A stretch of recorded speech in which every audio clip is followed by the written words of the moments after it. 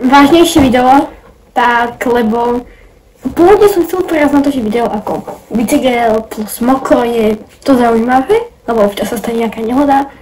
No mi sa to počas natočenia videa trošku stalo a škoda je pár eur, no, bohužiaľ. Tak, poďme sa na to pozrieť, no.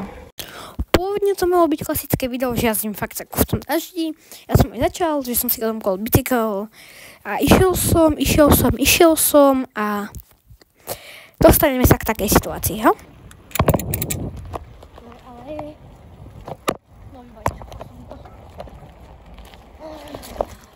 Mám asi defekt. Kde to? Ja zaparkujem, to zaparkujem.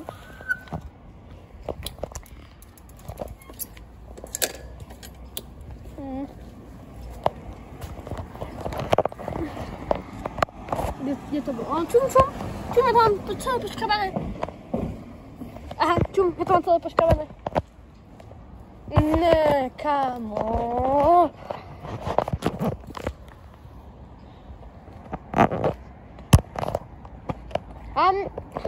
Tento tu mám gumu poškrabanú.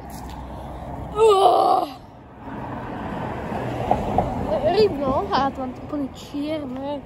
Miesto nehody. Neviem, kde som to. Tam som to niekde vzadu krašol, alebo ja neviem. Pedál v pohode.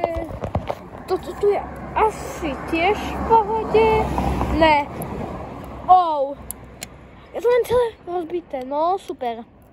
To má, ja to mám celé rozbité. Super. Ja som si toho nevšimol. What the hell? Ja to mám celé od tuto. Toto mám celé odtentované, hej, všade. Toto stále mi o pár dní odpadne, si myslím. Predné koleso. Čum, mám predné koleso mám. No nič. Oh my god. Koľko som hoj? Ako spomalila som kvôli tomu, že som videl tú typku. Si vyčistím speedometer, možno neviem, či idem pokračovať. Oh my god. Ja som sa uhol. Na mobile to nie je asi vidno, ale ja som to vyslovene, že som to tam za tým kolesom poslal. Čum je tam kus? Nemám tam náhodou kus stramu? Jo, čum, ja to mám kus stramu. Normálne. Ešte skúsime ísť niekde ďalej, ale